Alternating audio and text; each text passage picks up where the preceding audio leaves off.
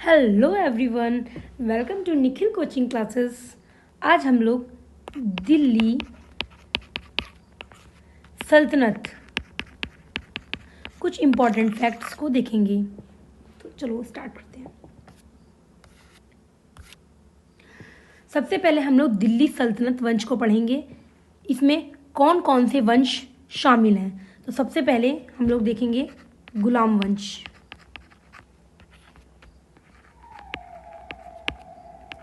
इसका time period है 1206 से 1290।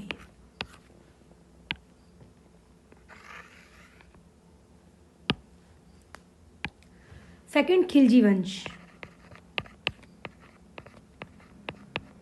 खिलजी वंश, इसका टाइम पीरियड है 1290 से 1320।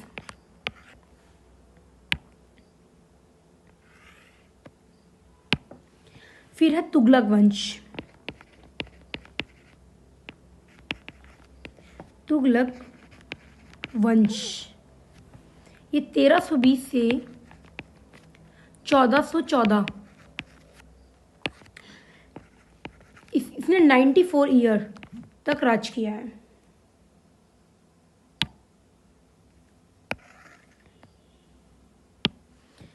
फिर आता है सैयद वंश।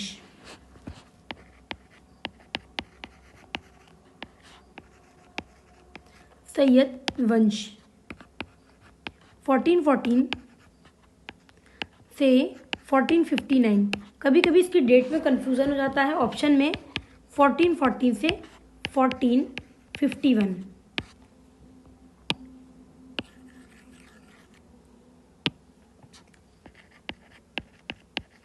सैयद वंश 1414 टू 4059 या 4014 टू 4051।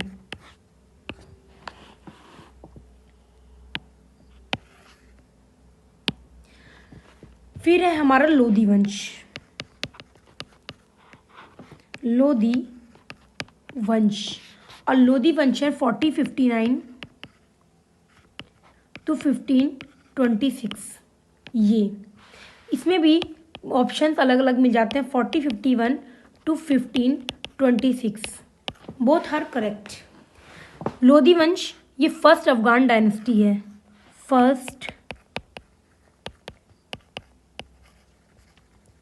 अफगान डायनेस्टी। अब दिल्ली सल्तनत वंश है, इसको याद करने की एक शॉर्टकट भी है, मैं आप लोगों को बता देती हूँ। इसको ऐसे याद कर सकते हैं, गुल खिला तू सैयद लोधी। आप लोगों को समझ में आ रहा है। गुलाम वंश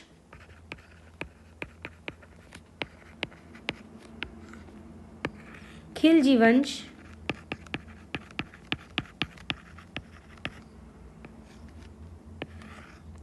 तुगलक वंश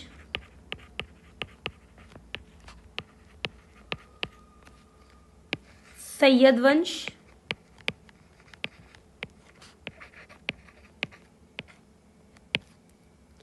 और लोधी वंश।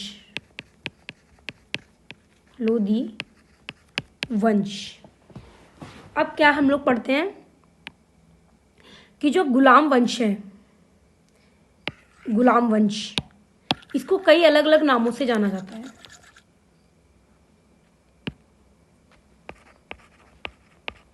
गुलाम वंश ये सारे क्वेश्चंस पेपर में आए हुए हैं जो मैं आपको करवा रही हूँ। गुलाम वंश को मामलक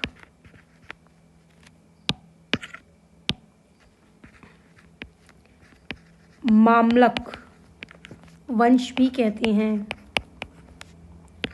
मामलक वंश। अब मामलक का मीन्स क्या होता है? अपनाया हुआ, अपनाया हुआ या गोद लिया हुआ। गोद लिया हुआ। अब कुछ फारसी इतिहासकार हैं, इसने इसे निम्नलिखित भागों में से डिवाइड किया हुआ है, जैसे कुतुबी वंश, इसको कुतुबी वंश या शामसी वंश भी कहते हैं, शामसी वंश। इसे तुर्क सुल्तान वंश भी में भी से डिवाइड किया गया है। और थर्ड जैसे बलवन 1290, यहाँ तक इसको पूरे इसमें इस पूरे वंश को, गुलाम वंश को इसमें डिवाइड किया गया है। अब देखते हैं गुलाम वंश में कितने शासक हुए हैं।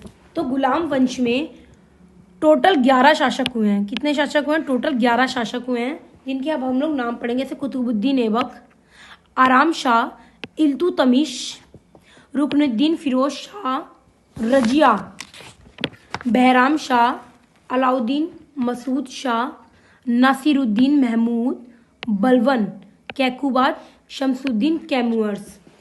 यूपीएससी और पीसीएस आरओ में क्वेश्चन है कि गुलाम वंश में 11 शासक हुए हैं, जिसमें से लास्ट शासक कौन था? तो शमसुद्दीन कैमूर्स। इसे 1290 में इसकी डेथ हो गई थी।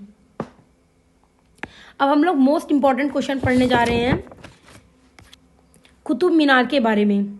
कुतुब मीनार का निर्माण कैसा हुआ, कैसे हुआ है, कुतुब मीनार के बारे में जानेंगे। कुतुब मीनार में सबसे बड़ा नाम जुड़ा हुआ है ऐबक का। कुतुब मीनार को सबसे पहले ऐबक, कुतुबुद्दीन ऐबक ने, फिर इल्तुतमिश ने,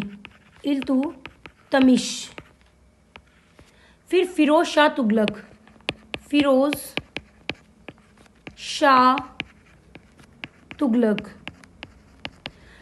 तुगलक ने इसकी 4th और 5th मंजिल का निर्माण करवाया है।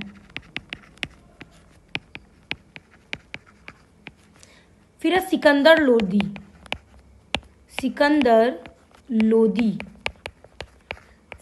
लोदी भूकंप आने के कारण कुतुब मीनार ध्वंस हो गया था, मतलब एक तरीके से नष्ट हो गया था। तो 1505 में सिकंदर लोदी ने कुतुब मीनार को पूर्ण करवाया है। वर्तमान में कुतुब मीनार में 5 मंजिलें हैं। कुतुब मीनार कुछ some important facts. Qutub Minar एक विजयी स्मारक है। क्या है? विजयी स्मारक है। अब कुतुब मीनार क्या हो गया है? कुतुब कॉम्प्लेक्स हो गया है। ये यूनेस्को की वर्ल्ड हेरिटेज में शामिल है। वर्ल्ड हेरिटेज साइट है एक तरीके की। अब ये क्या हो गया? कुतुब कॉम्प्लेक्स हो गया। क्या हो गया? कुतुब कॉम्प्लेक्स हो गया है। तो आप लोग मुझे कमेंट करेंगे इस कुतुब कॉम्प्लेक्स में कौन कौन शामिल है।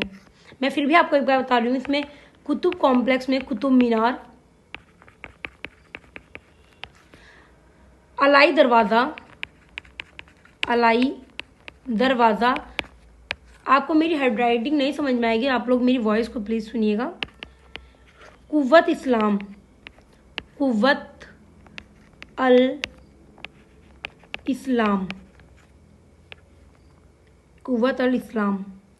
और है लौह